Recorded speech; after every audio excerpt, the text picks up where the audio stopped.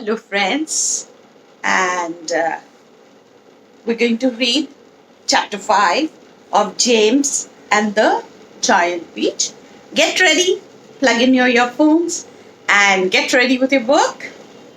Chapter 5. The next moment, James was running back towards the house as fast as he could. He would do it all in the kitchen, he told himself. If only he could get it in there without Aunt Sponge and Aunt Spiker seeing him. He was terribly excited. He flew through the long grass and the stinging nettles, not caring whether he got stung or not on his bare knees. And in the distance, he could see Aunt Sponge and Aunt Spiker sitting in their chairs with their backs towards him. He swerved away from them so as to go around the other side of the house. But then suddenly, just he was passing underneath the old peach tree that stood in the middle of the garden, his foot slipped and he fell flat on his face in the grass. The paper bag burst open as it hit the ground, and the thousands of tiny green things were scattered in all directions. James immediately picked himself up onto his hands and knees and started searching around for his precious treasures. But what was this? They were all sinking into the soil. He could actually see them wriggling and twisting as they burrowed their way downwards into the hard earth. And at once, he reached out a hand to pick some of them up before it was too late, but they disappeared right under his fingers. He went after some others, and the same thing happened. He began scrabbling around frantically in an effort to catch hold of those that were left, but they were too quick for him. Each time the tips of his fingers were just about to touch them, they vanished into the earth. And soon, in the space of only a few seconds, every single one of them had gone. James felt like crying. He would never get them back now. They were lost, lost, lost forever. But where had they gone to? And why in the world had they been so eager to push down into the earth like that? What were they after?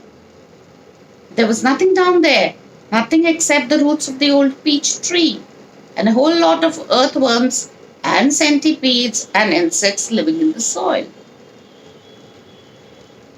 But what was it that the old man had said?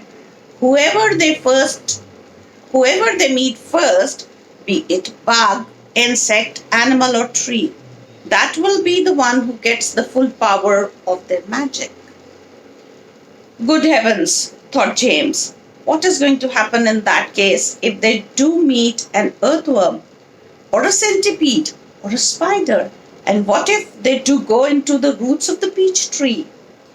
Get up at once, you lazy little beast, a voice was suddenly shouting in James' ears. James glanced up and saw Aunt Spiker standing over him, grim and tall and bony, glaring at him through her steel-rimmed spectacles. Get back over there immediately and finish chopping up those logs, she ordered. Aunt Sponge, fat and pulpy as a jellyfish, came waddling up behind her sister to see what was going on. Why don't we just lower the boy down the well in a bucket and leave him there for the night? She suggested. That ought to teach him not to laze around like this the whole day long. That's a very good reason, my dear Sponge. But let's make him finish chopping up the wood first. Be off with you at once, you hideous brat, and do some work. Slowly, sadly, poor James got off the ground and went back to the wood pile. Oh, if only he hadn't slipped and fallen and dropped that precious bag.